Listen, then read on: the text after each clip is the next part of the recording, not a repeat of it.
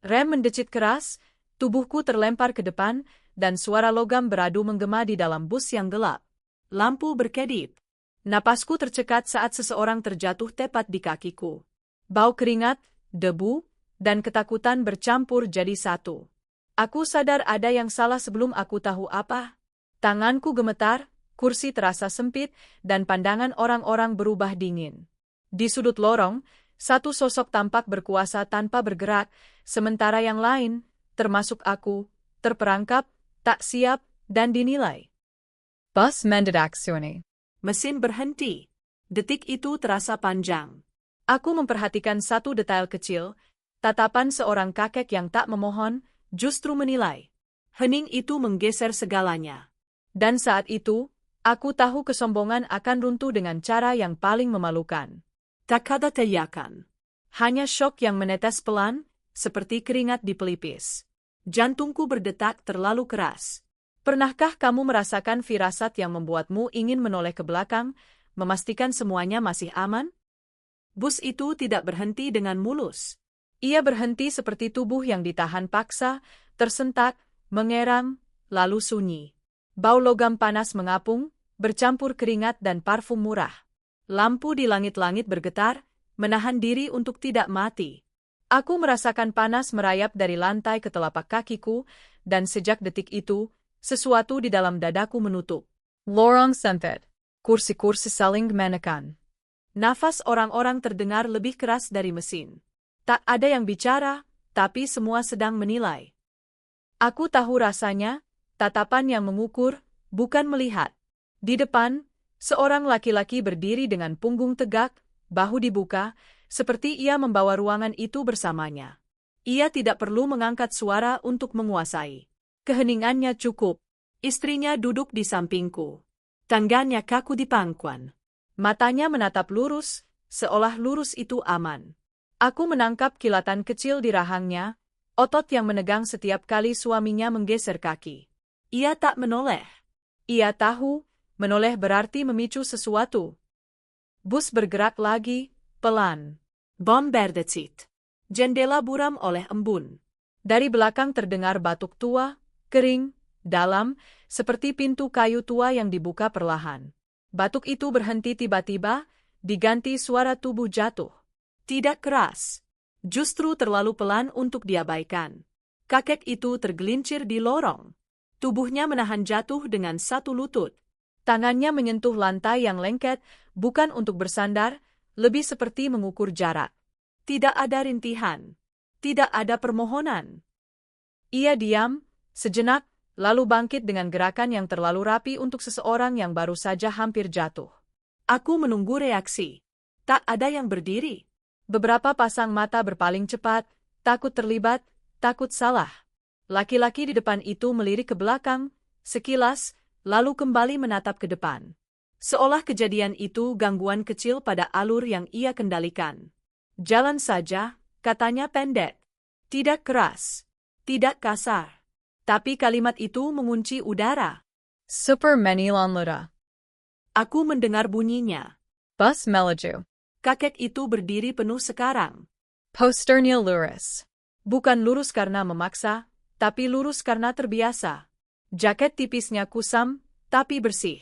Sepatunya sederhana, terawat. Ia menepuk lututnya sekali, seperti menutup bab kecil, lalu memegang pegangan atas. Nafasnya tenang. Terlalu tenang. Aku merasa tidak nyaman dengan ketenangan itu. Di dalam bus, ketegangan bukan berasal dari teriakan. Ia tumbuh dari jarak. Dari siapa yang berdiri dan siapa yang duduk. Dari siapa yang bicara dan siapa yang menelan kata. Laki-laki itu berdiri di tengah lorong, membuat orang harus memutar bahu untuk lewat. Ia tidak meminta maaf. Ia tidak perlu. Istrinya berbisik, hampir tak terdengar. Mas. Diam, jawabnya. Satu kata. Dua suku kata. Cukup. Aku merasakan sesuatu runtuh pelan di kursi sebelahku. Bukan tubuh. Sesuatu yang lain. Kepercayaan, mungkin. Atau harapan bahwa ruang publik bisa netral. Keringat menetes di pelipisku. Aku menghapusnya, cepat, takut gerakan kecilku dibaca. Di luar, hujan mulai turun, mengetuk kaca seperti jari-jari yang tak sabar. Bus semakin tanggap. Setiap orang membawa cerita yang tak ingin dibuka, tapi semua cerita itu saling bergesekan. Kakek itu bergeser satu langkah, memberi ruang pada seorang ibu dengan anak kecil. Gerakannya tepat. Anak itu menatapnya lama, lalu tersenyum kecil. Kakek itu membalas dengan anggukan nyaris tak terlihat. Aku menangkap mata si anak. Jernih, tanpa perhitungan. Bebas. Laki-laki di depan itu memutar tubuh sedikit. Tatapannya berhenti pada kakek itu. Bukan marah. Menilai. Seperti menilai barang yang tak sesuai tempat. Kalau sudah tua, duduk, katanya. Nada datar. Jangan bikin repot. Kata-kata itu jatuh, tidak berat, tapi menancap. Aku menunggu reaksi kakek itu. Aku menunggu kekesalan, atau rasa malu. Tidak ada. Ia hanya menggeser pegangan, memastikan genggamannya stabil. Matanya lurus ke depan. Tidak menantang. Tidak menunduk. Keheningan mengentle. Aku merasa ditarik dua arah. Di satu sisi, ada dorongan sederhana, manusia jatuh, manusia dibantu. Di sisi lain, ada konsekuensi. Aku bisa merasakannya, seperti listrik statis di kulit. Laki-laki itu bukan tipe yang melepas kendali. Ia akan mengingat wajah. Istrinya menunduk lebih dalam. Bahunya naik turun pelan. Nafas pendek. Aku mendengar gesekan kain, tangannya mengusap rok berulang, gerakan kecil untuk bertahan. Bus berhenti lagi. Lampu merah. Hujan semakin deras. Supir menoleh ke kaca spion, lalu cepat-cepat kembali menatap jalan. Tak ingin terlibat. Aku memandang kakek itu sekali lagi. Ada sesuatu pada caranya berdiri. Bukan keras. Bukan menantang. Stable. Seperti orang yang tahu, dalam ruang apapun, ia masih memiliki pijakan. Laki-laki itu menghela nafas, sengaja terdengar. Ini bus umum, Pak, katanya. Ikuti aturan. Aturan, ulang kakek itu pelan. Satu kata. Bukan bantahan. Bukan persetujuan. Kata itu bergaung di kepalaku. Aturan. Siapa yang membuatnya? Siapa yang menafsirkan? Siapa yang menegakkan? Aku menelan ludah. Kursiku terasa sempit. Tanganku mengepal, lalu kulepas. Aku menimbang. Aku menghitung. Aku membayangkan tatapan, suara, kemungkinan. Seorang penumpang lain berdehem. Tak ada yang bergerak. Aku mendengar detak jam di pergelangan tanganku, meski jam itu tak bersuara. Detik-detik mengalir lambat, berat. Di luar, klakson bersahutan, tapi di dalam, dunia menyempit pada lorong bus ini. Aku berdiri setengah, lalu duduk lagi. Jantungku memukul tulang rusukku, meminta keputusan. Aku melihat ke kursi prioritas di depan. Kosong. Selalu kosong saat dibutuhkan. Laki-laki itu melangkah setengah, menutup akses. Tidak agresif. Hanya hadir. Kehadiran yang menghalangi. Istrinya menatap ke sekilas. Mata kami bertemu. Ada permintaan di sana, cepat, lalu menghilang. Ia menoleh lagi, setia pada garis aman yang ia buat sendiri. Aku menarik nafas panjang. Bau bus masuk ke paru-paruku. Oli, kain basah, manusia. Aku mengangkat tangan sedikit, ragu, lalu lebih pasti. Pak, kataku, suara lebih pelan dari yang kuinginkan. Duduk saja di sini. Aku berdiri penuh. Kursiku kosong. Ruang kecil tercipta. Dunia menahan nafas. Laki-laki itu menoleh cepat. Tatapannya menyusuk. Aku merasakan panas naik ke wajahku. Kakek itu menatapku, pertama kalinya. Matanya tenang. Tidak berterima kasih. Tidak heran. Seperti ini hal wajar yang akhirnya terjadi. Aku menggeser tubuh, memberi jalan. Tanganku menunjuk kursi, gerakan kecil, hampir meminta maaf pada udara. Bus bergoyang pelan. Hujan mengetuk lebih keras. Kakek itu melangkah. Satu langkah. Dua. Laki-laki itu tidak bergerak, lalu sedikit bergeser. Cukup untuk membiarkan lewat, tidak cukup untuk mengalah. Kakek itu duduk. Dengan hati-hati. Dengan tepat. Keheningan pecah, bukan oleh suara, tapi oleh perubahan suhu. Sesuatu bergeser di antara kami. Aku merasakan tatapan baru. Lebih tajam. Lebih ingin tahu. Aku kembali duduk, jantungku masih berlari. Di kursi, tanganku gemetar. Aku menyelipkannya di antara paha, menahannya. Bus melaju. Di luar, hujan. Di dalam, kecurigaan mulai bernafas.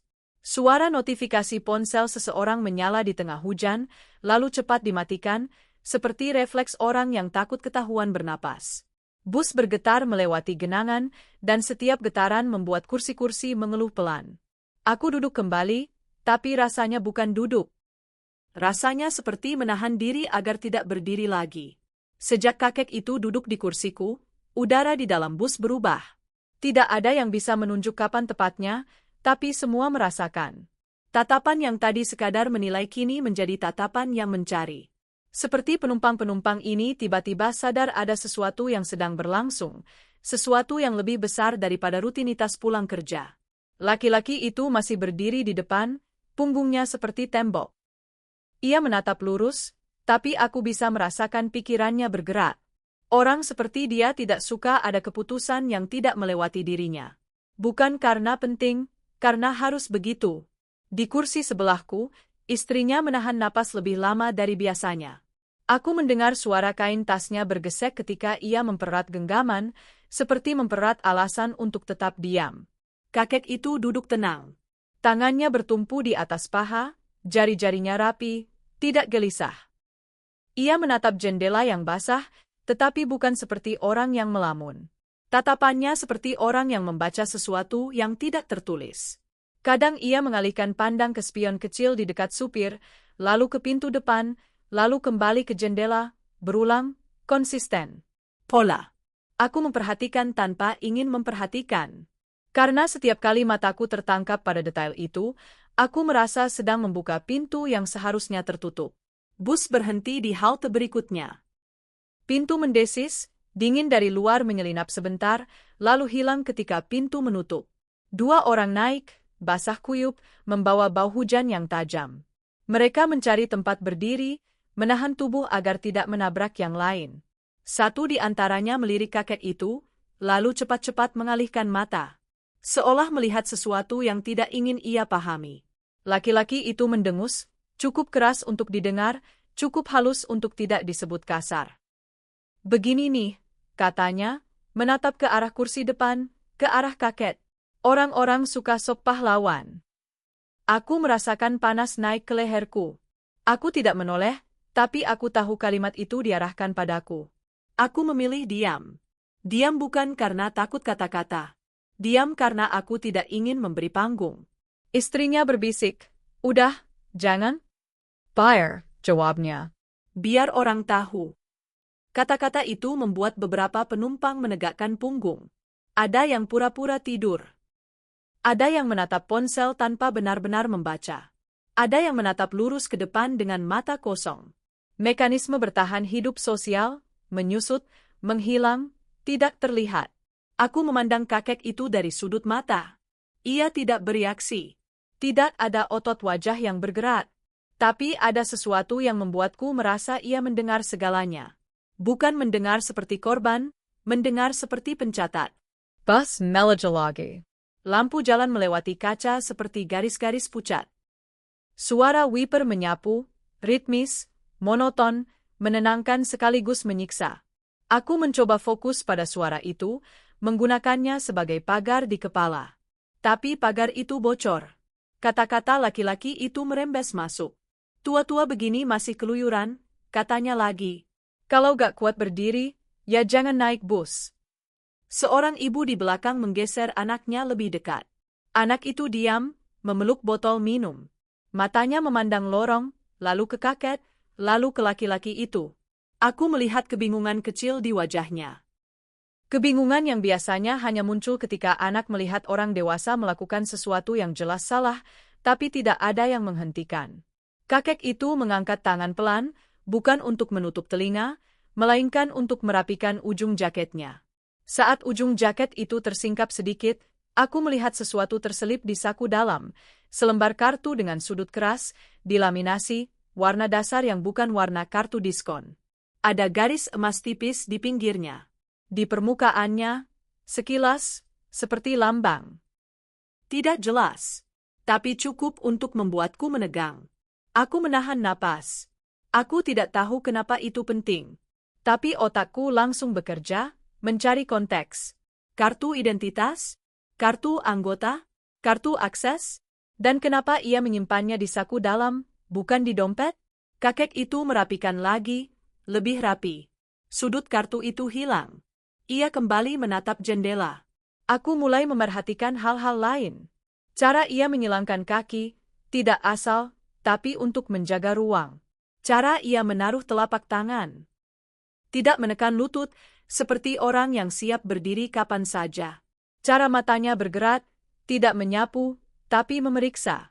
Ada kebiasaan sistematis, seperti orang yang terbiasa memetakan situasi sebelum bicara. Laki-laki itu seperti merasa perlu menambah tekanan. Ia melangkah sedikit lebih dekat, berdiri tepat di samping kursi kakek, memotong jalur orang yang ingin lewat. Ia menunduk, menatap wajah kakek itu dengan jarak terlalu dekat. "Dengar ya, Pak," katanya, dengan senyum tipis yang tidak hangat. "Kalau mau dihormati, ya hormati diri sendiri. Jangan bikin orang repot." Kakek itu memutar wajah perlahan. Sekilas, mata mereka bertemu. Aku menunggu kilatan marah. Tidak ada. Yang ada hanya tatapan datar, jernih, seperti kaca. Tatapan orang yang tidak perlu membuktikan apapun. "Terima kasih," kata kakek itu pelan. Dua kata yang terdengar seperti penutup rapat. Laki-laki itu tertawa kecil. "Lihat, cuma bisa bilang terima kasih." Istrinya memejamkan mata. Aku melihat kelopak matanya bergetar, bukan karena lelah, karena menahan. Seperti ia sudah bertahun-tahun menahan kalimat-kalimat yang tidak pernah sempat keluar. Bus berguncang melewati polisi tidur. Laki-laki itu kehilangan keseimbangan sedikit, lalu menginjak ujung sepatu seseorang. Orang itu mengaduh kecil. "Maaf," kata orang itu spontan, padahal yang diinjak bukan kakinya si lelaki, tapi kakinya sendiri yang terhimpit. Refleks yang menyedihkan. Aku merasakan perutku mengeras. Di depan, supir batuk sekali.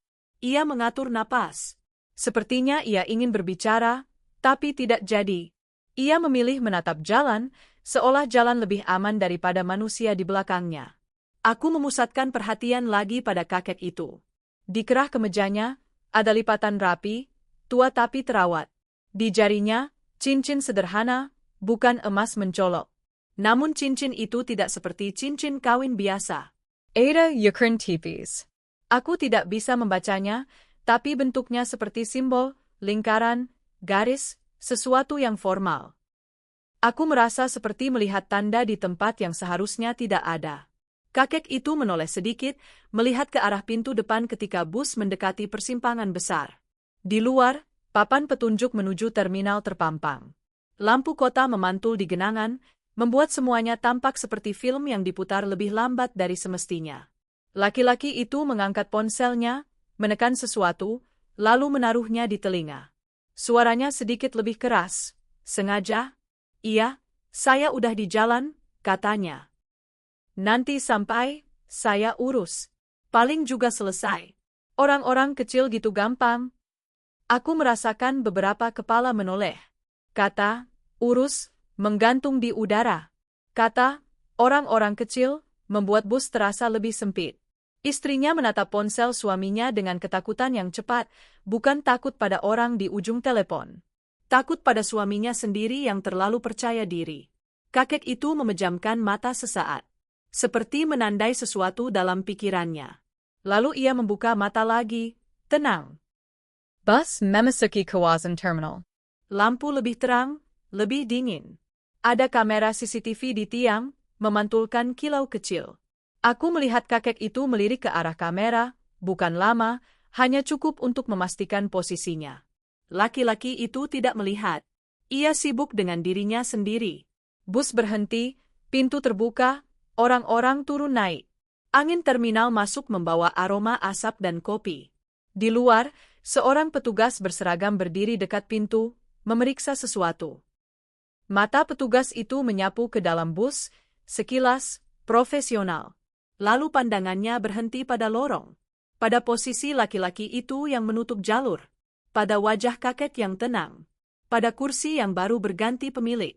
Petugas itu naik satu langkah, setengah tubuh masuk, dan berkata singkat, "Tiket, Pak. Ada pemeriksaan." Orang-orang merogoh tas, dompet, saku, suara plastik, kertas, resleting. Kepanikan kecil yang biasa. Tapi kali ini, panik itu bercampur dengan sesuatu lain. Keinginan untuk tidak menarik perhatian petugas. Laki-laki itu menurunkan ponsel dari telinganya. Senyumnya muncul lagi, lebih lebar, lebih yakin. Ia merogoh saku dengan gerakan malas, lalu mengeluarkan sesuatu yang bukan tiket. Kartu nama, mungkin. Atau kartu anggota klub.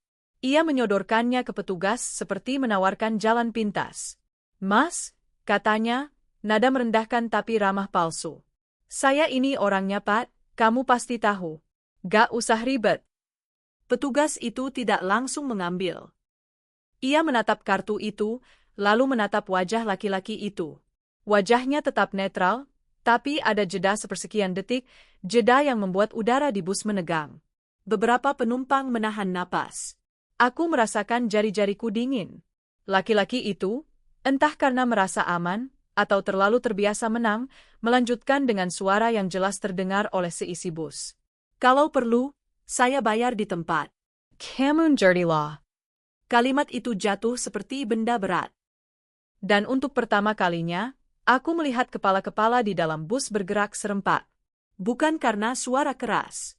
Karena semua orang tahu kalimat itu bukan sekadar sombong. Itu kesalahan. Hening merambat cepat, menutup semua suara lain. Wiper, hujan, mesin, napas. Petugas itu menegakkan tubuh sedikit. "Matanya mengeras." Di belakangnya, dua petugas lain menoleh. Kakek itu membuka mata lebih lebar, sangat pelan, dan menatap lurus ke depan, bukan ke petugas, bukan ke laki-laki itu. Seperti seseorang yang baru saja melihat pintu terbuka. Aku duduk membeku, merasakan bus menjadi terlalu sunyi untuk ukuran ruang publik. Dan di tengah sunyi itu, aku sadar, semua orang baru saja menyaksikan dia menjatuhkan dirinya sendiri.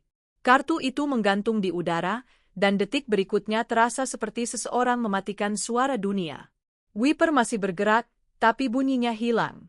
Hujan masih memukul kaca, tapi yang terdengar hanya napas orang-orang yang mendadak pendek. Petugas berseragam itu tidak mengambil kartu yang disodorkan. Ia menatap tangan laki-laki itu sejenak, bukan pada kartunya, pada cara tangan itu menuntut. Lalu ia mengangkat pandangan perlahan, menatap wajahnya dengan ketenangan yang dingin. "Pak, tiket," katanya. Singkat, rata, tidak memberi ruang untuk tawar-menawar. Laki-laki itu tertawa kecil, tapi kali ini tawanya terdengar kering.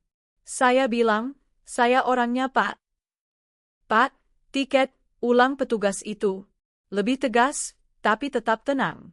Di belakang petugas itu, dua petugas lain mendekat ke pintu bus. Satu berdiri menyamping, setengah menutup akses keluar. Yang satu lagi melirik ke arah supir, seperti memastikan bus tidak bergerak. Gerakan mereka rapi, seperti orang yang sudah sering menghadapi drama di ruang publik. Dan rapi itu membuatku merinding. Aku menelan ludah. Aku baru sadar telapak tanganku basah. Ada rasa pusing tipis yang datang tiba-tiba. Bukan karena panas bus, tapi karena situasi berubah terlalu cepat. Semua tatapan yang tadi samar kini mengarah pada satu titik, laki-laki itu. Ia tidak lagi menjadi pusat karena status, tapi karena kesalahan. Istrinya menunduk lebih dalam. Jemarinya mencengkeram tali tas sampai buku jarinya memutih. Ia tidak memohon, tidak juga membela. Ia seperti menunggu benda tajam jatuh dari langit, dan ia tahu benda itu sudah dijatuhkan oleh orang yang duduk di sebelahnya di rumah. Laki-laki itu merogoh saku celananya dengan gerakan mendadak cepat, mengambil dompet, membuka dan menutup lagi seperti lupa apa yang ia cari. Dia terlihat bingung sebentar, kebingungan orang yang jarang ditolak. Lalu ia mengeluarkan selembar kertas, tiket kusut, dan menyodorkannya dengan gerakan seperti melempar. Petugas itu mengambil, memeriksa cepat, lalu menatapnya lagi. Ini tiket kemarin, Pak. Henning. Seorang penumpang di belakang menghembuskan napas terlalu keras, seperti tanpa sengaja menyatakan bahwa ia hidup. Aku merasakan jantungku menabrak dadaku. Lampu terminal di luar memantul di kaca, membuat wajah-wajah di dalam bus terlihat pucat, seperti dimandikan lampu ruang tunggu rumah sakit. Laki-laki itu membeku sepersekian detik. Lalu senyum palsunya kembali, lebih kaku. Ya namanya juga salah ambil. Udahlah, Mas. Jangan dibuat panjang. Petugas itu tidak tertawa, tidak tersenyum. Turun dulu, Pak. Suara itu tidak tinggi, tapi kata, turun, membuat seluruh bus mengecil. Aku melihat beberapa orang memalingkan wajah, seolah takut ikut terseret jika mata mereka terlalu lama menatap. Apa? Laki-laki itu tertawa lagi, kali ini sedikit lebih keras. Mas, kamu tahu saya siapa? Kalimat itu dulu seperti senjata. Di ruangan manapun, biasanya ia berhasil. Tapi di terminal ini, di bawah kamera-kamera kecil yang menyala tanpa suara, kalimat itu terdengar seperti seseorang mengetuk pintu yang sudah digembok. Petugas itu menoleh sedikit ke belakang, memberi sinyal kecil. Petugas kedua naik satu langkah ke dalam bus. Pak, turun dulu, katanya, nada sama. Aku merasakan istri laki-laki itu gemetar halus. Gemetarnya seperti merambat ke kursiku. Ia menutup mata, lalu membuka lagi, cepat, seperti takut jika ia menutup terlalu lama maka semuanya jadi nyata. Laki-laki itu menatap mereka satu persatu. Matanya bergerak cepat, menghitung, menilai, mencari celah. Ia memutar tubuh, seolah ingin membuat lorong menjadi panggung. Ini bus umum. Banyak saksi, katanya. Kalian jangan sembarangan. Saksi. Kata itu membuat beberapa orang menelan ludah. Aku melihat seorang ibu memeluk anaknya lebih erat. Anak itu menatap petugas, lalu menatap laki-laki itu, dan tanpa sadar merapat ke tubuh ibunya seperti mencari tembok. Kakek itu masih duduk tenang di kursiku. Ia menatap ke depan, tapi aku tahu ia mendengar semuanya. Tangannya bergerak pelan ke saku dalam jaket, lalu berhenti. Seperti menahan diri untuk tidak ikut campur terlalu cepat. Aku tidak tahu kenapa aku memperhatikan itu. Mungkin karena otakku sedang mencari pegangan. Dalam situasi penuh ketidakpastian, aku menempel pada satu hal yang terlihat stabil, kakek itu. Petugas pertama berkata, Pak, ini prosedur. Prosedur? Laki-laki itu mendengus. Kamu mau prosedur? Saya bisa telepon atasanmu. Ia mengangkat ponselnya, menekan nomor dengan gerakan berlebihan, seperti menunjukkan bahwa ia punya akses. Ponsel itu ditempelkan ke telinga. Ia menunggu, lalu suaranya berubah manis. Halo, Pak. Saya di terminal. Ini ada petugas? Ia berhenti sebentar, melirik petugas seperti menantang. Agak kurang paham. Petugas itu tidak bereaksi. Ia hanya memandang ke arah ponsel, lalu mengalihkan mata ke kamera CCTV di tiang dekat pintu. Gerakan itu kecil, tapi mengandung pesan, semuanya terekam. Aku merasakan tenggorokanku kering. Ada sesuatu yang berubah dari sekadar cekcok menjadi sesuatu yang lebih berat. Aku membayangkan rekaman video, wajah, suara, kalimat tentang, bayar di tempat. Aku membayangkan ruang kecil di kantor, layar memutar ulang, seseorang menunjuk, seseorang mencatat. Pikiran itu membuat perutku berkontraksi. Di sebelahku, istri laki-laki itu berbisik, nyaris tak terdengar, sudah. Diam, laki-laki itu memotong, tapi suaranya sedikit retak. Retak yang tidak ia sadari. Panggilan di ponselnya tersambung. Suaranya langsung naik satu tingkat, penuh keyakinan. Pak, ini saya. Ini di terminal ada masalah kecil. Saya cuma minta. Ia berhenti lagi. Wajahnya berubah sedikit, seperti mendengar sesuatu yang tidak ia harapkan. Matanya menatap kosong ke depan beberapa detik. Lalu ia melirik ke arah kakek itu, cepat, tidak sengaja. Aku mengikuti arah pandangnya.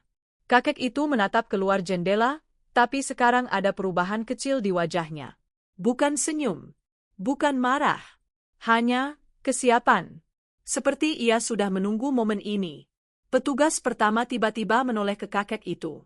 Mata petugas itu menyapu cepat, wajah, postur, saku jaket. Aku melihat petugas itu mengernyit sangat halus, lalu mengangkat radio kecil di bahunya. Pos 1, katanya pelan. Mohon konfirmasi, ada penumpang lansia, membawa kartu identitas khusus. Kata, identitas khusus, membuat beberapa penumpang menoleh. Aku merasakan kulitku merinding lagi. Laki-laki itu masih memegang ponsel, tapi suaranya mengecil, seperti ia baru sadar ada orang lain yang sedang berbicara tentang sesuatu yang ia tidak pahami. Di radio, ada suara balasan, patah-patah oleh interferensi. Aku tidak menangkap semuanya, tapi ada satu kata yang jelas, protokol. Kakek itu akhirnya merogoh saku dalam jaketnya. Jereknya lambat, tenang.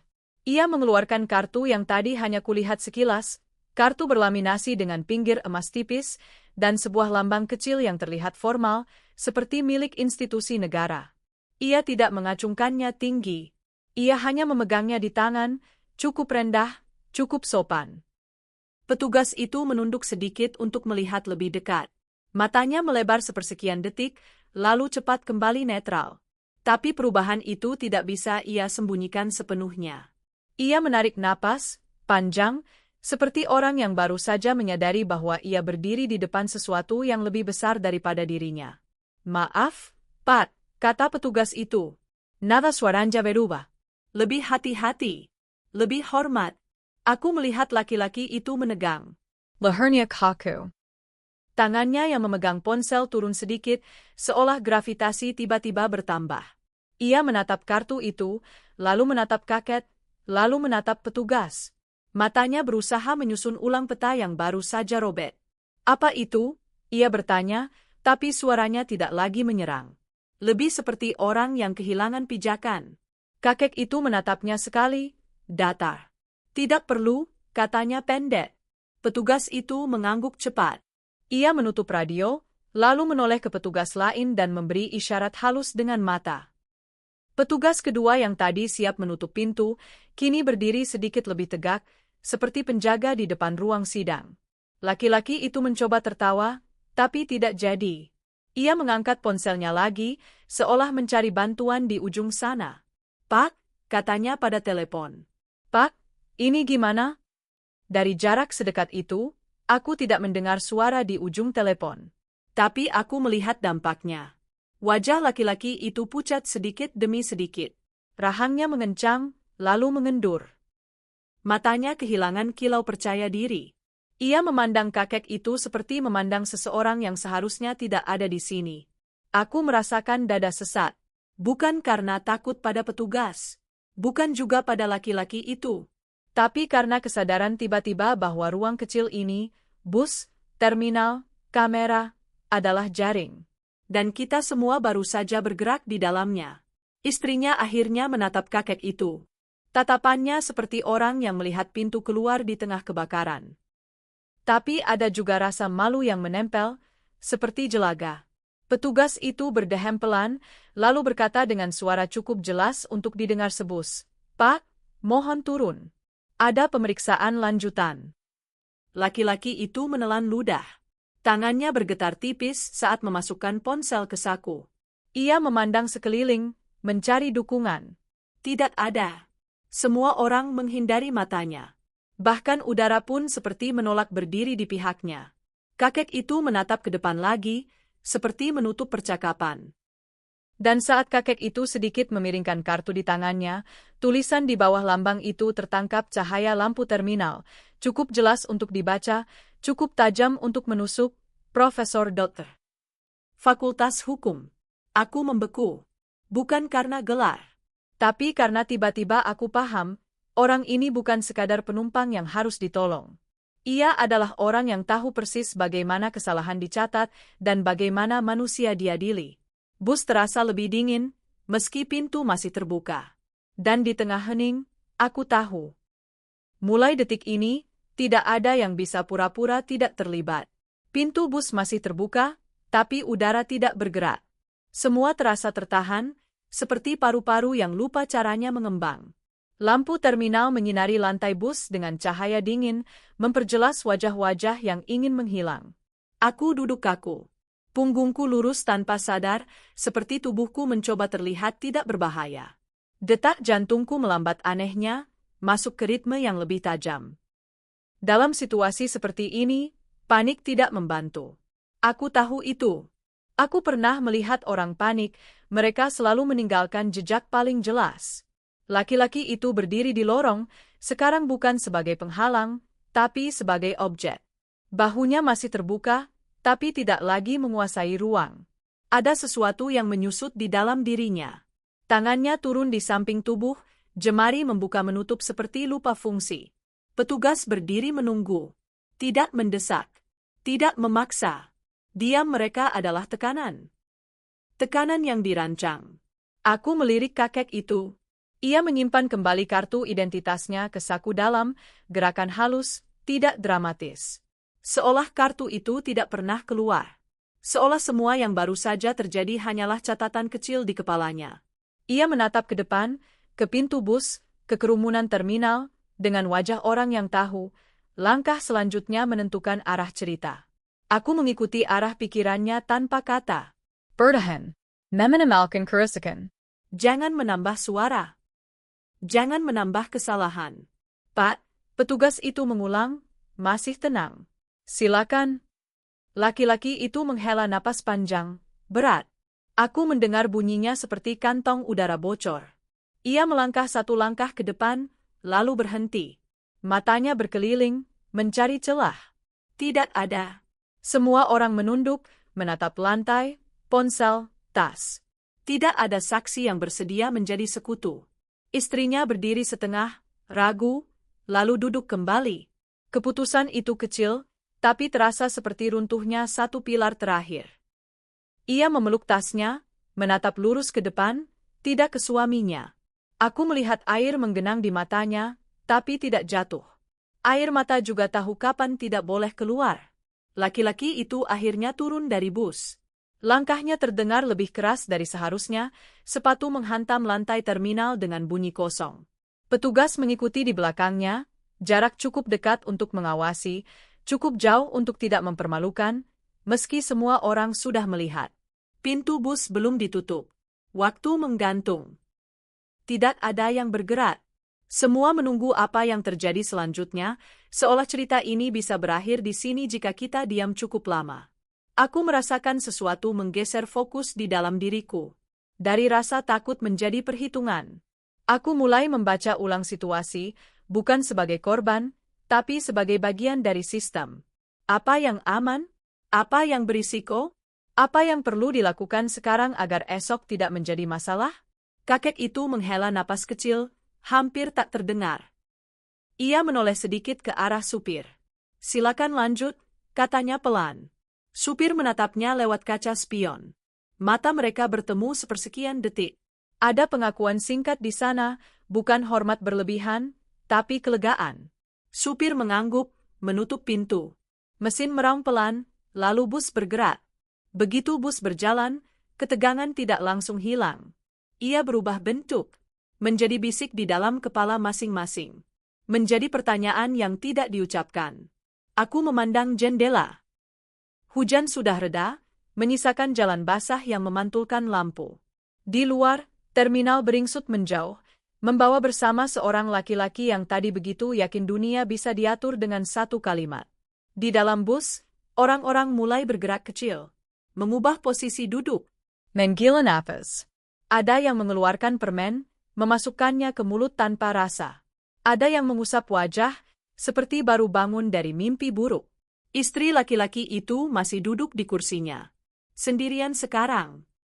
Kursi di sampingnya kosong, seperti lubang. Ia tidak menangis. Ia menatap jendela, dan di pantulan kaca, aku melihat wajahnya lebih tua dari beberapa menit lalu. Aku ingin mengatakan sesuatu. Kata-kata yang menenangkan. Tapi aku tahu, apapun yang keluar dari mulutku akan terdengar salah. Ini bukan momen untuk empati publik. Ini momen bertahan. Kakek itu menoleh sedikit ke arahku. Tatapan kami bertemu. Tidak lama. Tidak intens. Tapi cukup untuk membuatku merasa diperhatikan. Bukan sebagai orang baik, tapi sebagai orang yang memilih. Terima kasih, katanya pelan. Aku mengangguk. Tidak lebih. Tidak kurang. Aku merasa kata-kata berlebih hanya akan merusak keseimbangan rapuh ini. Bus melody stable. Suara mesin kembali menjadi latar. Tapi ada sesuatu yang berubah dalam cara orang mendengarnya. Setiap bunyi kini lebih jelas. Setiap gerakan terasa lebih bermakna. Aku memikirkan kembali langkah-langkah kecil tadi.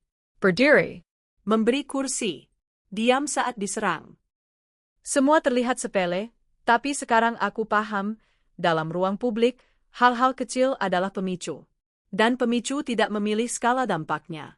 Kakek itu kembali ke kebiasaannya, mengamati. Kali ini aku tahu apa yang ia lakukan. Ia membaca. Ia mencatat. Ia menilai risiko lanjutan. Ia tidak menikmati situasi ini. Ia hanya memastikan tidak ada kesalahan baru.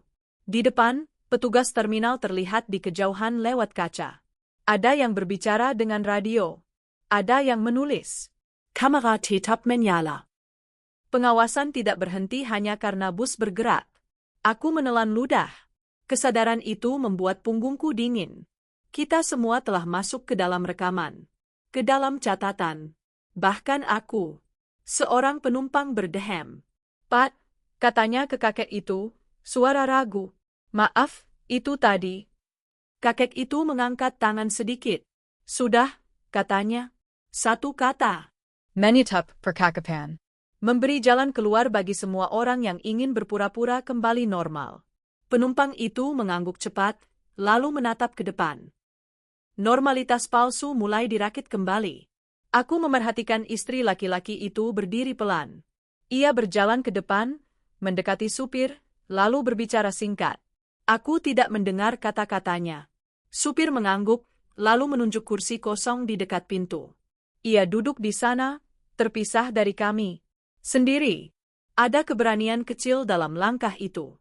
Bukan keberanian melawan, tapi keberanian menjauh.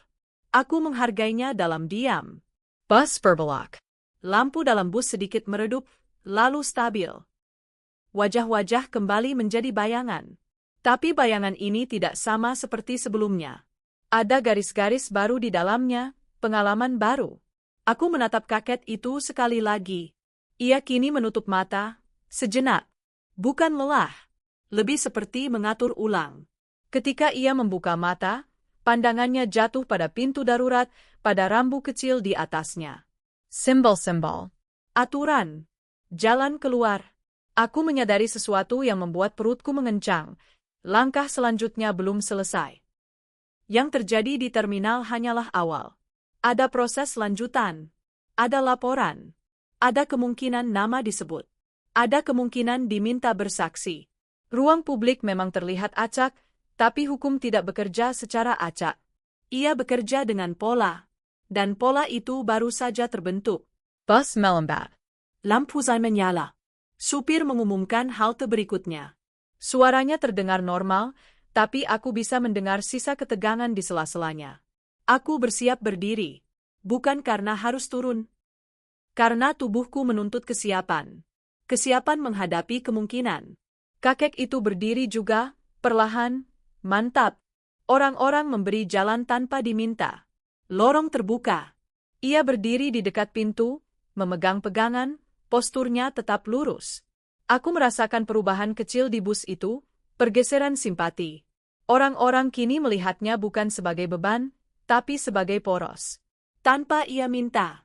Bus berhenti. Pintu terbuka. Udara malam masuk, lebih sejuk. Beberapa orang turun. Beberapa naik. Dunia terus bergerak, seolah tidak peduli dengan drama kecil yang baru saja terjadi. Sebelum pintu menutup, kakek itu menoleh ke arah petugas terminal di luar. Petugas itu menatap balik, lalu mengangguk singkat. Ada pengertian tanpa kata di antara mereka. Bus bergerak lagi. Aku duduk kembali, napasku pelan. Aku tahu, dari semua yang terjadi, satu hal pasti, langkah kecil tadi telah menarik perhatian. Dan perhatian, dalam sistem apapun, selalu membawa konsekuensi. Di dalam keheningan yang kembali menyelimuti bus, aku merasakan sesuatu mendekat. Bukan bahaya langsung.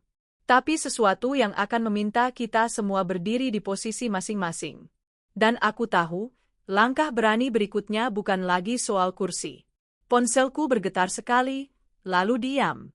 Getaran itu pendek, tapi cukup untuk membuatku merasa seperti ada sesuatu yang memanggilku dari luar bus, sesuatu yang tidak bisa kutolak. Lampu kabin redup, dan pantulan wajahku di kaca terlihat asing, seperti seseorang yang baru saja melewati pintu yang tidak bisa ditutup lagi. Aku tidak membuka ponsel. Tidak sekarang. Aku menunggu 2 detik, 3 detik, memastikan gerakan tanganku tidak terlihat panik. Di bus, panik selalu menular. Aku belajar itu tadi. Aku menarik napas, perlahan, lalu menatap ke depan. Kakek itu masih berdiri dekat pintu, memegang pegangan dengan satu tangan. Ia tidak turun di halte itu. Ia hanya berdiri, seolah posisi berdiri memberinya sudut pandang yang lebih luas. Ketika bus kembali melaju, ia tetap di sana, seperti orang yang sengaja menjaga jarak, bukan karena takut, tapi karena ingin melihat. Istri laki-laki itu duduk dekat pintu depan, kursinya menghadap sedikit ke lorong. Ia tidak menatap siapapun. Tapi dari caranya menahan bahu dan leher, aku tahu ia mendengar setiap bunyi. Ia seperti sedang menunggu seseorang memanggil namanya. Aku akhirnya menatap layar ponsel. Tidak ada nomor tak dikenal. Hanya satu pesan singkat dari grup keluarga yang tak ada hubungannya. Tapi getaran tadi tetap meninggalkan bekas. Karena aku tahu, suatu saat nanti, ponsel ini akan bergetar lagi, bukan untuk hal sepele. Untuk sesuatu yang menuntut sikap. Bus melaju lebih pelan ketika memasuki jalan sempit menuju area perumahan. Lampu jalan jarang, membuat bagian dalam bus tenggelam dalam bayangan. Di sudut, seorang penumpang menyalakan video tanpa suara. Cahaya biru kecil memantul di pipinya. Di dunia yang gelap, layar menjadi api kecil, tempat orang menyembunyikan diri. Kakek itu menoleh, pandangannya menyapu penumpang, kursi, lorong, dan akhirnya berhenti pada aku. Sekali lagi, tidak lama. Tapi cukup untuk membuatku merasa seperti sedang ditanya sesuatu tanpa kata. Aku menggeser tubuh sedikit, memberi ruang di bangku dekatku jika ia ingin duduk. Ia tidak. Ia tetap berdiri.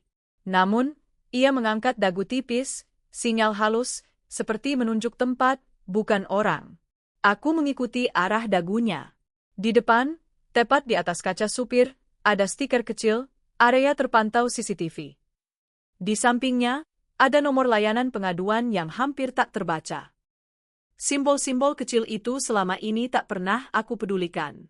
Tapi malam ini, simbol itu terasa seperti garis-garis peta. Kakek itu tidak berkata apapun.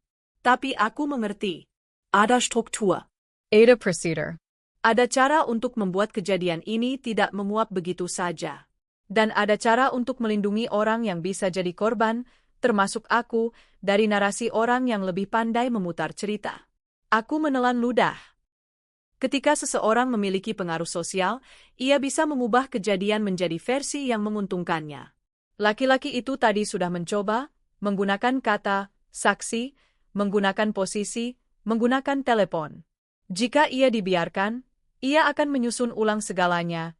Ia sebagai korban, petugas sebagai arogan, aku sebagai provokator, kakek sebagai pengganggu. Kakek itu seperti membaca pikiranku, lalu akhirnya bicara pelan, hanya cukup untuk didengar olehku dan 1-2 kursi di sekitar. Kalau diminta keterangan, katanya, ingat urutan. Urutan, bisikku, lebih pada diriku sendiri. Waktu, jawabnya singkat, bukan emosi. Kalimat itu menghantam. Aku merasakan sesuatu di dalam kepalaku menjadi lebih jernih. Waktu. Chronology. Itu yang dibutuhkan prosedur. Bukan opini. Bukan marah. Hanya urutan yang tidak bisa dibantah. Aku mengangguk kecil. Tanganku menggenggam ponsel lebih erat, bukan untuk menelepon, tapi untuk merasa punya alat. Di depan, supir menyalakan lampu kabin sedikit lebih terang. Bus mungkin mendekati pemberhentian besar berikutnya. Aku melihat jalanan melebar. Dari jauh, papan besar pusat perbelanjaan terlihat seperti layar putih raksasa. Orang-orang turun naik di lampu merah. Malam tetap berjalan seolah tidak ada apa-apa. Namun di dalam bus, Ada aliran baru. Penumpang-penumpang mulai saling melihat dengan cara yang berbeda. Bukan sekadar penilaian sosial, tapi pengakuan diam bahwa tadi kita menyaksikan sesuatu bersama. Perasaan itu membuatku tidak nyaman, tapi juga ada semacam kekuatan rapuh. Seseorang di belakang berbisik ke temannya, tadi dia nyogok, ya? Temannya menjawab cepat, diam. Ada yang dengar. Bisik itu tidak menenangkan. Bisik itu menyebar, seperti asap. Ia membuat semua orang sadar, ada kata-kata yang bisa jadi bukti. Istri laki-laki itu mendadak berdiri. Gerakannya pelan, seperti takut menimbulkan suara. Ia berjalan ke belakang, melewati kursi-kursi dengan langkah kecil. Ia berhenti 2 baris dari tempatku, tangannya bergetar di samping tubuh. Aku menahan napas. Aku tidak yakin ia mendekat karena ingin bicara atau karena ingin memastikan sesuatu. Kakek itu menatapnya, tenang. Istrinya menunduk sedikit. Pak, katanya, suara serak. Maaf? Kakek itu tidak langsung menjawab. Ia menunggu 1 detik, 2 detik. Memberi ruang pada kata itu untuk berdiri sendiri. Kamu tidak perlu minta maaf untuk kebiasaan orang lain, katanya akhirnya.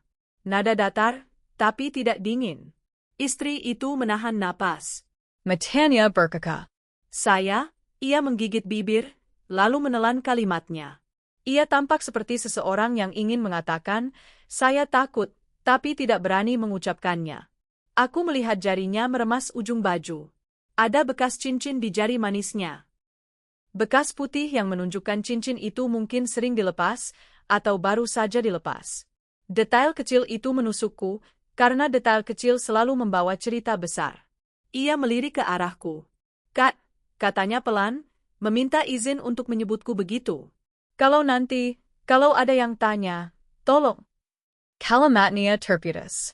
Ia memandang lantai, seolah lantai punya jawaban yang aman. Tolong apa? Aku bertanya, hati-hati.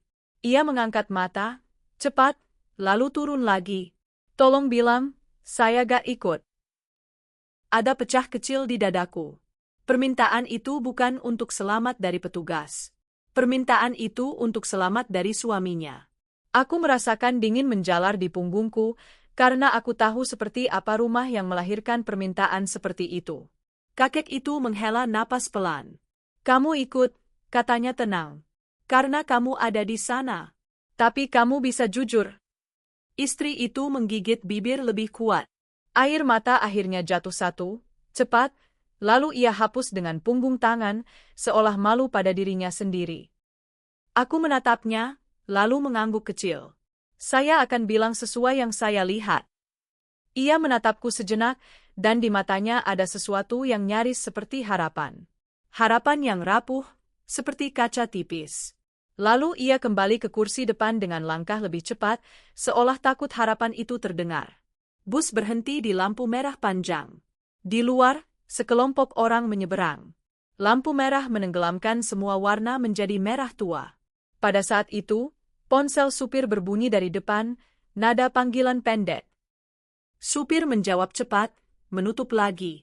Aku tidak mendengar isi pembicaraan, tapi aku melihat bahunya menegang. Kakek itu memiringkan kepala sedikit. Matanya menarah ke spion. Supir melirik spion, lalu cepat menatap jalan lagi. Ada komunikasi sunyi di sana, seperti tanda, ada sesuatu yang datang. Aku membuka ponsel dan menyalakan fitur rekam suara, tapi tidak kutekan mulai. Aku hanya menyiapkannya. Sekedar berjaga-jaga. Yari-yari kute rasa dingin. Aku tidak ingin menjadi orang yang merekam orang lain. Tapi malam ini bukan soal kenyamanan. Ini soal tidak terseret oleh cerita palsu. Bus mulai bergerak lagi.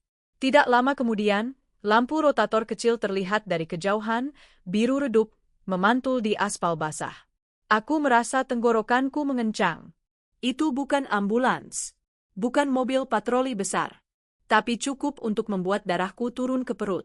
Super memperlambat laju. Bus menepi.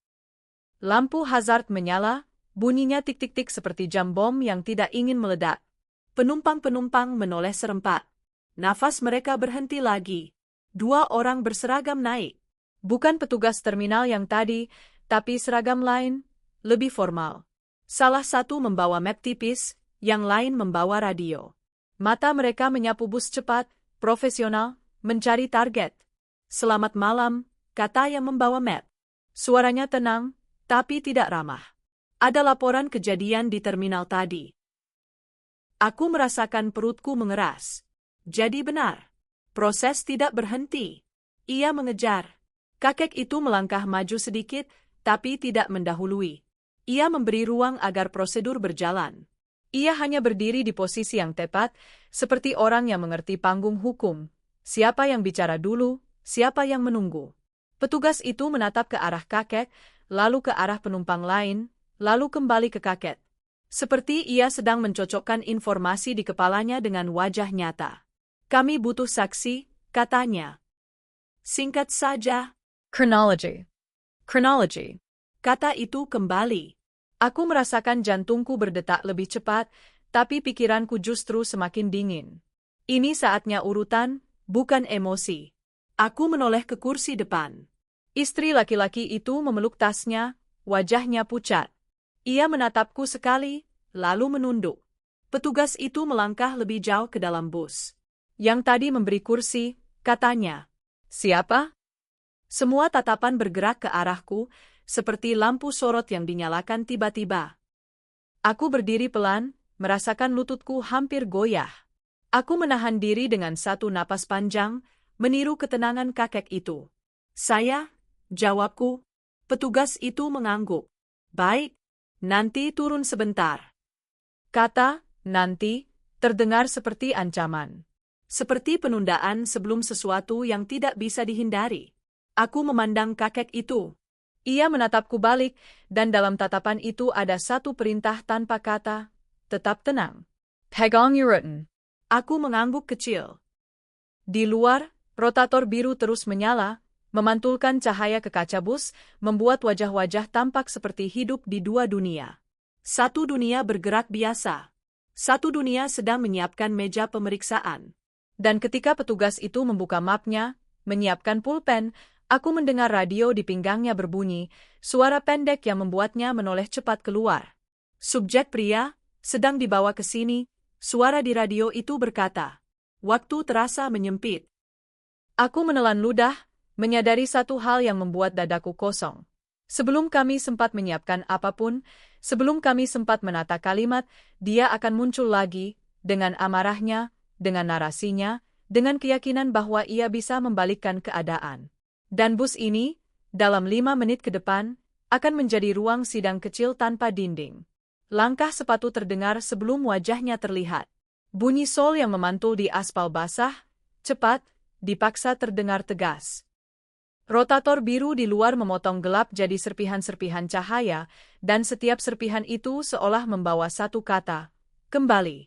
Aku berdiri di lorong bus, dekat pintu, menahan napas seperti menahan pintu agar tidak terbuka terlalu lebar. Petugas yang membawa map sudah menyiapkan pulpen. Tangannya tidak gemetar. Tanganku yang gemetar, meski ku sembunyikan di balik lipatan jaket. Bus masih diam di pinggir jalan, lampu hazard berdetak seperti detik yang tidak mau menunggu. Lalu dia naik. Laki-laki itu melangkah ke dalam bus dengan wajah yang berusaha normal, tapi gagal. Keringat tipis menjilap didai. Rahangnya bergerak, seolah ia mengunyah kemarahan.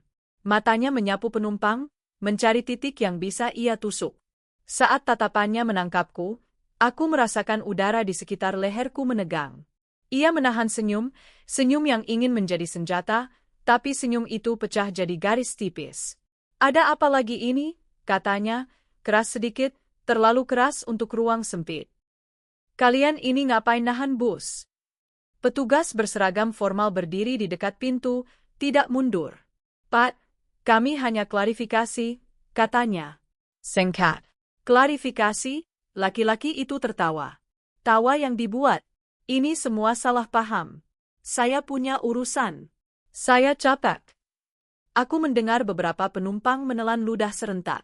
Mereka ingin semua ini cepat selesai. Mereka ingin kembali menjadi penumpang anonim. Tapi anonim sudah hilang sejak tadi. Sekarang yang tersisa hanya pilihan. Diam total, atau menjadi saksi. Istrinya duduk di kursi depan, wajahnya pucat. Ketika suaminya masuk, ia tidak menoleh. Ia menatap jendela, seperti jendela bisa menelan dirinya. Aku melihat ujung jarinya bergerak pelan, menghitung sesuatu di dalam tasnya, mungkin kunci rumah, mungkin dompet, mungkin alasan untuk tetap diam. Laki-laki itu melihat kursi di samping istrinya kosong, lalu menatapnya, berharap ia memberi dukungan. Tidak ada. Ia memalingkan muka cepat, dan untuk sepersekian detik aku melihat sesuatu yang bukan marah, takut. Takut yang belum ia kenal. Petugas dengan map membuka halaman, menatap tulisan. Ada laporan percobaan memberi uang untuk menghindari pemeriksaan tiket, katanya datar. Laki-laki itu mengangkat kedua tangan. Saya cuma bilang kalau perlu bayar. Itu bukan nyogok. Kata-katanya terekam, jawab petugas itu singkat. Kalimat itu menancap. Terekam. Kamera. Audio. Aku melihat mata laki-laki itu bergerak cepat ke arah kaca, ke arah tiang di luar, ke arah rotator. Seperti ia baru sadar dunia bukan hanya mulutnya. Dunia juga punya memori. Siapa yang lapor? Ia bertanya, suaranya turun, lebih tajam. Siapa yang bikin ribet? Tidak ada yang menjawab. Keheningan menjawab. Petugas lain, yang memegang radio, berkata, Pak, kami minta Bapak tenang. Aku tenang, laki-laki itu membentak, lalu cepat menahan diri. Ia menelan amarahnya, memaksa senyum lagi. Maaf, Mas.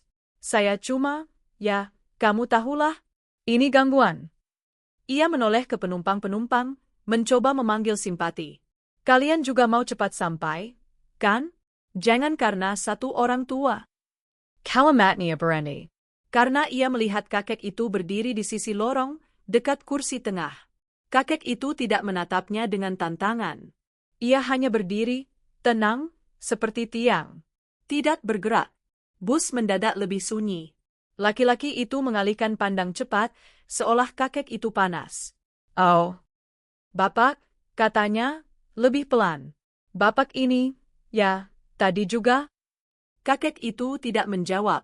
Ia hanya menatap ke arah petugas, lalu ke arah map, lalu kembali ke wajah laki-laki itu. Tatapan yang tidak menghina, tapi juga tidak memberi jalan keluar. Tatapan yang membuat seseorang merasa dilihat sampai ke dasar. Petugas dengan map menoleh pada kakek. Pak, apakah Bapak bersedia memberi keterangan? Kakek itu mengangguk sekali. Ja. Satu kata yang tenang, tapi membuatku merinding. Karena kata itu terdengar seperti keputusan, bukan reaksi. Laki-laki itu memotong cepat, Bapak gak perlu ikut-ikut. Ini urusan tiket doang.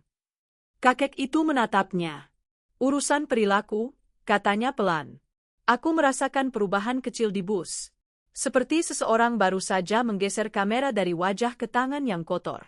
Laki-laki itu tersenyum, tapi kali ini senyum itu gemetar. Pat, saya hormat sama orang tua. Tapi jangan sok suci. Tidak ada yang suci, jawab kakek itu. Ada yang bertanggung jawab.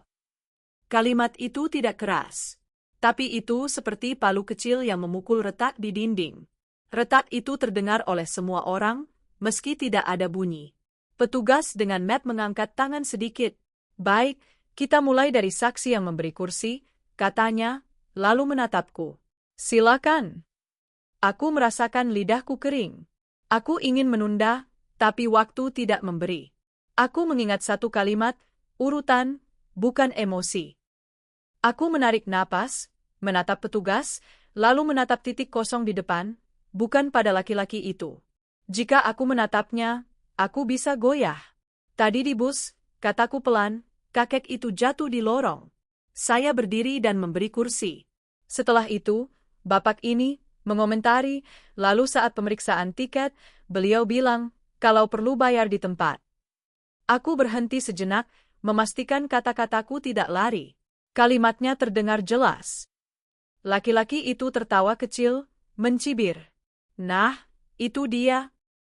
Saya bilang kalau perlu bayar. Itu kan bisa? Petugas menulis. Bapak mengeluarkan sesuatu saat itu, tanya petugas. Laki-laki itu menepuk saku, cepat. Enggak. Aku merasakan jantungku menekan dada. Aku teringat gerakan tangan laki-laki itu, kartu yang ia sodorkan. Tapi aku tidak ingin menambah sesuatu yang aku tidak yakin. Dalam hukum, keyakinan tidak cukup. Aku menahan diri. Kakek itu berbicara pelan, tanpa diminta. Dia menyodorkan kartu, bukan tiket. Semua kepala menoleh. Laki-laki itu membeku sepersekian detik, lalu langsung menyerang dengan tawa yang terlalu keras. Bapak ini halu. Kartu apa? Kartu saya? Itu kartu identitas. Saya cuma biar cepat. Petugas mengangkat alis tipis. Kartu identitas untuk mempercepat prosedur. Ya, saya punya relasi. Laki-laki itu berkata, agak kesal karena harus menjelaskan. Itu wajar. Wajar. Kata itu membuat beberapa penumpang mengerutkan dahi. Aku melihat seorang bapak tua di belakang menatap lantai, lalu menggeleng pelan, seperti baru sadar sesuatu tentang negara ini. Petugas menulis lagi.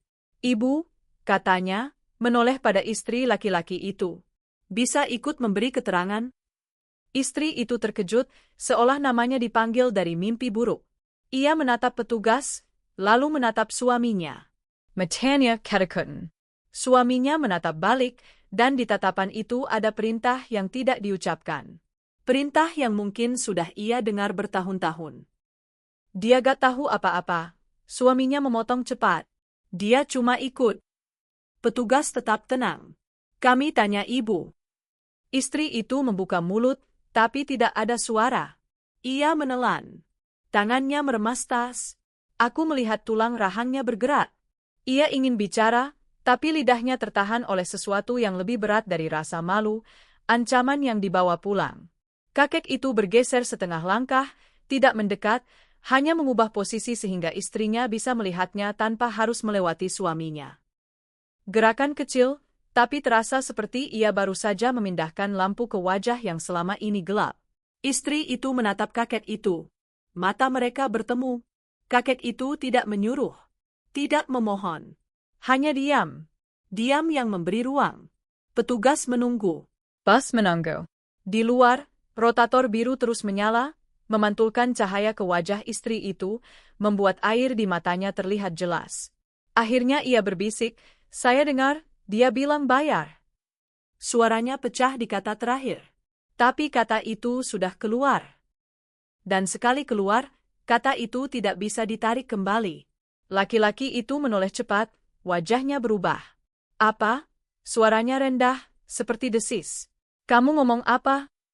Istri itu menunduk, bahunya gemetar.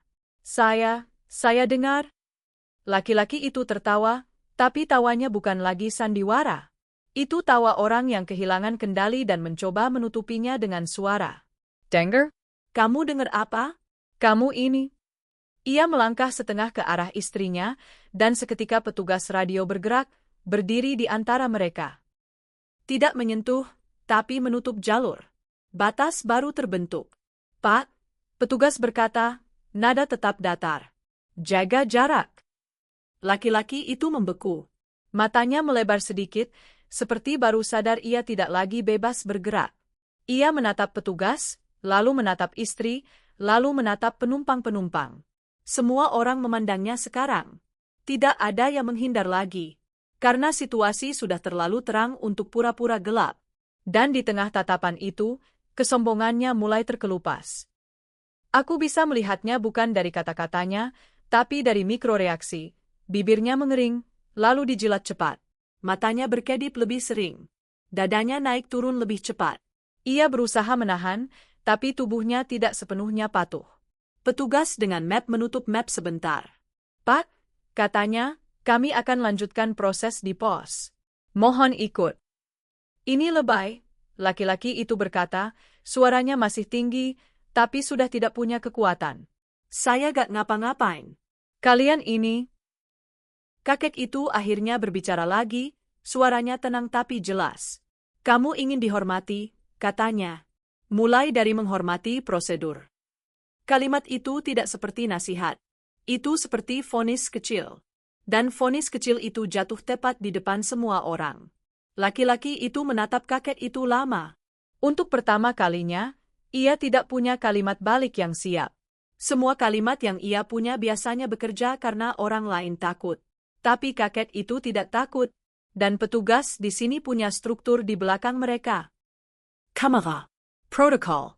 Recommend. Dunia yang tidak bisa ia ancam dengan satu telepon. Laki-laki itu menelan ludah. Matanya bergerak ke sekeliling, mencari pintu keluar yang tidak ada. Ia tampak ingin berkata, "Saya minta maaf," tapi lidahnya menolak. Ia tampak ingin marah, tapi marahnya tidak punya tempat. Istrinya masih menunduk, tapi aku melihat napasnya berubah.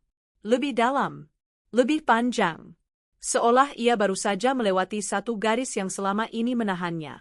Petugas memberi isyarat keluar. Mar, Pak. Laki-laki itu melangkah, pelan, bukan karena patuh, tapi karena ia tidak tahu harus apa. Saat ia melewati kakek itu menatapnya dengan wajah yang sama, tenang. Tidak ada kemenangan di sana.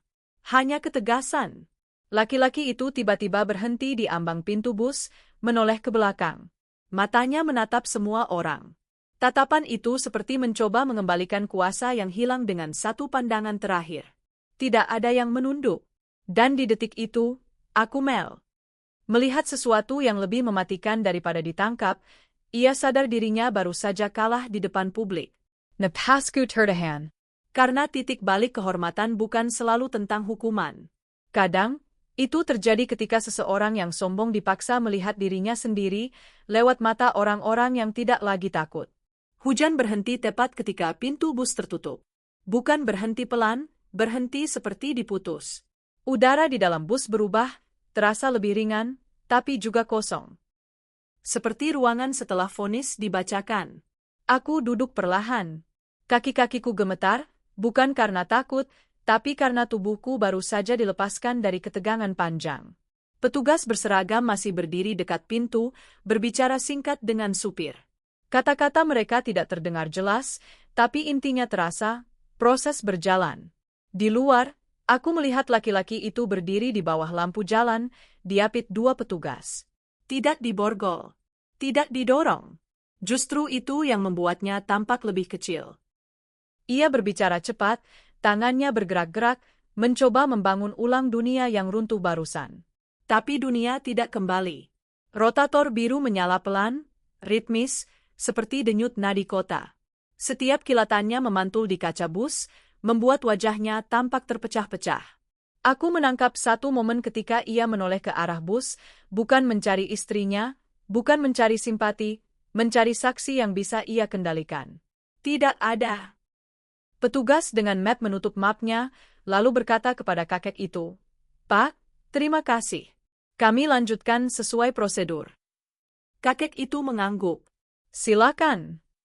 Nada suaranya datar, seperti dosen menutup diskusi yang sudah mencapai kesimpulan. Aku merasakan getaran kecil di dadaku. Bukan bangga. Lebih seperti kepastian. Kepastian bahwa struktur yang sering terasa jauh dan dingin itu bekerja. Istri laki-laki itu berdiri ragu, lalu duduk lagi. Ia memeluk tasnya, mengatur napas. Aku melihat pundaknya turun sedikit, seolah beban yang selama ini menekan akhirnya bergeser. Ia tidak tersenyum. Ia tidak menangis. Tapi sesuatu di wajahnya lebih lurus. Petugas radio menatap kakek itu dengan hormat yang tidak berlebihan. "Pak, izin kami konfirmasi identitas." Kakek itu mengeluarkan kartu yang sama, kali ini tanpa tergesa. Ia menyerahkannya. Petugas membaca, lalu menatap lagi, lebih lama. Wajahnya berubah, bukan terkejut, tapi mantap. Ia mengangguk kecil, seperti orang yang baru saja memastikan sebuah variabel penting. "Baik, Profesor," katanya pelan. Kata itu, "Profesor," meluncur pelan, tapi dampaknya besar. Beberapa penumpang mengangkat kepala. Ada yang saling pandang. Ada yang menghela napas tanpa sadar. "Profesor." Bukan sekadar orang tua yang tahu caranya berdiri. Bukan kebetulan kartu itu ada di saku dalam. Bukan kebetulan kata-katanya selalu tepat. Aku merasakan kulitku merinding, bukan karena statusnya, tapi karena aku paham. Dari awal, ia tahu kemana ini akan bergerak. Petugas menyerahkan kartu itu kembali. "Terima kasih atas bantuannya, Profesor, kami akan hubungi jika diperlukan. Kakek itu menyimpan kartu, mengangguk sekali. Saya siap. Bus mulai bergerak lagi. Perlahan. Seperti memberi waktu bagi semua orang untuk mencerna. Di dalam, tidak ada sorak, tidak ada bisik. Hanya keheningan yang hangat, keheningan setelah kebenaran berdiri. Aku menatap jendela. Jalan basah memantulkan lampu-lampu toko yang mulai tutup. Kota kembali ke ritmenya. Tapi di kepalaku, ada perubahan permanen. Seperti aku baru saja melihat mekanisme jam besar dari dalam. Seorang bapak di belakang berkata pelan, hampir seperti berdoa, "Untung ada bapak." Tidak jelas kepada siapa kalimat itu ditujukan. Mungkin kepada kakek itu, mungkin kepada sistem, mungkin kepada dirinya sendiri yang tadi memilih tidak diam. Kakek itu menoleh sedikit. Semua orang bisa, katanya. Kalau mau jujur, kalimat itu tidak menggurui. Itu pernyataan sederhana. Tapi aku merasakan beratnya. Jujur bukan soal moral tinggi, jujur soal keberanian menghadapi konsekuensi. Bus berhenti di halte besar. Beberapa penumpang turun. Istri laki-laki itu berdiri, ragu, lalu menoleh ke arah kakek itu. Tatapan mereka bertemu. Ia ingin berkata sesuatu, tapi kata-kata berhenti di tenggorokan. Kakek itu mengangguk kecil. Bukan memaafkan, bukan membenarkan, mengakui keberadaan. Ia turun dari bus, berdiri di bawah lampu halte. Untuk pertama kalinya, aku melihatnya dari luar konteks konflik. Ia terlihat lebih tua, bahunya sedikit turun, tapi langkahnya tetap mantap.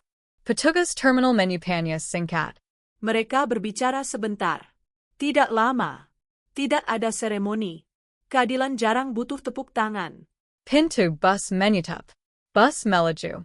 Aku duduk diam, menyadari sesuatu yang membuat tenggorokanku kencang. Kuasa telah berpindah, tapi bukan kepada satu orang. Kuasa berpindah ke ruang, ke aturan, ke catatan, ke saksi. Aku melihat bayangan laki-laki itu di kaca, bukan fisiknya, tapi ingatannya. Ia kehilangan sesuatu yang tidak bisa dibeli kembali, kendali narasi. Di depan publik, di depan istrinya, di depan dirinya sendiri. Ponsel keberjeter. Kali ini aku membukanya. Pesan dari nomor tak dikenal, terima kasih sudah jujur. Aku menatap layar lama. Tidak membalas. Aku tahu siapa yang mengirim. Dan aku tahu, terima kasih itu bukan untukku. Itu untuk keputusan kecil yang dibuat banyak orang bersama. Bus berbelok. Suara mesin mengisi ruang. Orang-orang mulai kembali ke dunia mereka. Musik di telinga, layar di tangan, pikiran di rumah. Tapi tidak sepenuhnya sama. Aku merasakan sesuatu bergetar di dalam dada. Bukan takut. Bukan marah. Lebih seperti kesadaran baru yang belum menemukan bentuk. Kesadaran bahwa keadilan tidak selalu datang dengan palu dan toga. Kadang ia datang sebagai kursi kosong di bus, sebagai kata, ya, yang diucapkan tepat waktu, sebagai diam yang tidak tunduk. Aku menutup mata sejenak. Ketika membukanya, lampu kota tampak sedikit berbeda. Lebih tajam. Lebih nyata. Di kejauhan, sirene kecil terdengar lalu menghilang. Mungkin membawa laki-laki itu ke proses berikutnya. Mungkin hanya lewat. Aku tidak tahu. Yang aku tahu, sesuatu telah selesai, dan sesuatu yang lain baru saja dimulai. Napaskupelan. Tenggengku tenong. Namun getaran itu, getaran emosional, belum sepenuhnya reda. Ia masih ada, berdenyut halus, seperti gema di ruangan kosong setelah pintu ditutup. Dan aku tahu, penyembuhan tidak terjadi seketika. Ia datang perlahan. Bus melaju dengan kecepatan yang sama, tetapi rasanya berbeda. Tidak ada lagi bunyi yang mengganggu, tidak ada ketegangan yang menempel di dinding. Mesin berdengung seperti biasa, namun sekarang terdengar seperti napas panjang yang akhirnya dilepaskan. Aku duduk dekat jendela, menatap pantulan wajahku di kaca yang gelap. Wajah itu terlihat sama, tapi matanya tidak. Ada sesuatu yang menetap di sana. Bekas dari malam yang tidak akan sepenuhnya hilang. Aku tidak merasa lelah. Aku merasa selesai. Penumpang-penumpang kembali ke kebiasaan kecil mereka. Ada yang menyesuaikan earphone. Ada yang membuka jaket karena udara mulai dingin. Ada yang menatap layar ponsel dengan ekspresi kosong.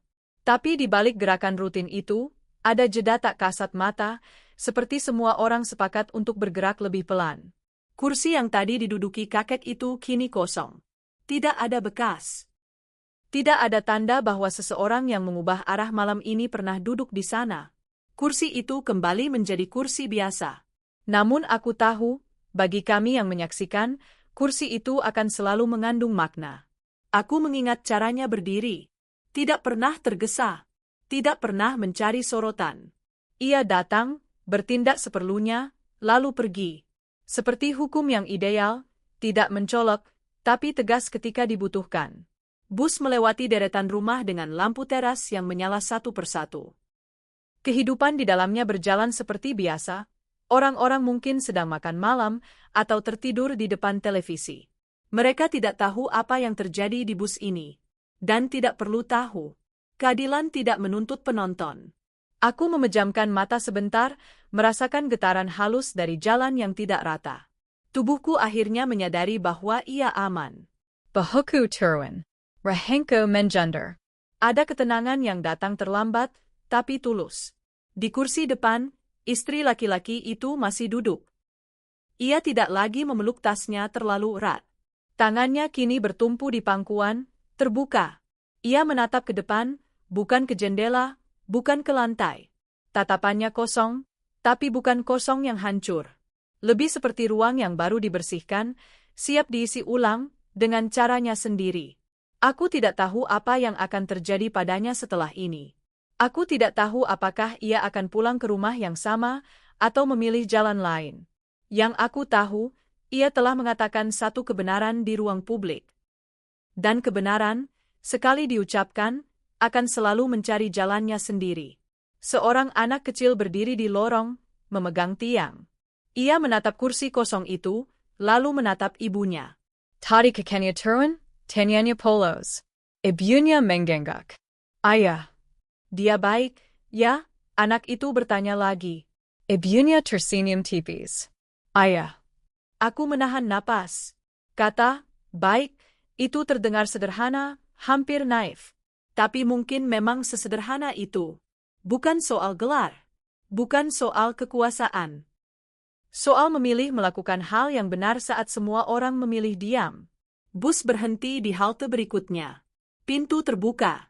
Udara malam masuk, membawa aroma tanah basah. Beberapa penumpang turun. Yang tersisa semakin sedikit. Ruang terasa lebih luas, lebih lapang. Aku berdiri ketika namaku hampir tiba. Kaki-kakiku mantap, tidak tergesa. Aku melangkah ke lorong, melewati kursi-kursi yang kini terasa netral kembali. Tidak ada tatapan tajam. Tidak ada rasa diadili. Hanya orang-orang yang kembali menjadi orang. Saat aku berdiri dekat pintu, supir melirik lewat kaca spion. Hati-hati, Mbak, katanya singkat. Aku mengangguk. Terima kasih. Pintu terbuka. Aku turun. Lampu jalan menyambutku dengan cahaya kuning yang lembut. Bus menutup pintu dan melaju pergi, membawa sisa-sisa malam itu menjauh dariku. Aku berdiri sejenak di halte, membiarkan suara mesin memudar. Jalanan sepi. Angin bergerak pelan. Tidak ada sirene. Tidak ada teriakan. Hanya dunia yang kembali ke ukurannya semula. Aku berjalan pulang dengan langkah yang lebih pelan dari biasanya. Bukan karena lelah. Karena aku ingin merasakan setiap detik. Setiap napas. Setiap pijakan. Di kepalaku, adegan-adegan tadi tidak berulang seperti mimpi buruk. Mereka tersusun rapi, seperti arsip. Aku tahu, suatu hari nanti, ketika aku ragu apakah memilih jujur itu layak, aku akan mengingat bus ini. Kursi itu. Diam yang tidak tunduk. Aku membuka pintu rumah. Bau familiar menyambutku. Sabun, kayu, udara yang disimpan sepanjang hari. Aku menyalakan lampu, menggantung jaket, lalu duduk di kursi dekat jendela. Kota di luar tampak tenang. Tidak tahu apa-apa. Dan itu baik. Aku menyeduh teh, menunggu uapnya naik. Tanganku stable. Tidak ada gemetar. Ketika aku menyesap, rasa hangat menyebar perlahan. Seperti pemulihan yang tidak tergesa. Aku berpikir tentang kakek itu. Tentang bagaimana ia akan melanjutkan malamnya. Mungkin ia pulang ke rumah dengan rak buku penuh catatan. Mungkin ia tidur lebih cepat. Mungkin ia lupa wajah kami semua. Tapi aku tahu, apa yang ia lakukan akan tinggal, bukan di berita, bukan di media sosial, di orang-orang yang menyaksikan. Aku menatap pantulan diriku di kaca jendela. Ada garis tipis kelelahan di bawah mata. Tapi ada juga keteguhan kecil yang baru tumbuh.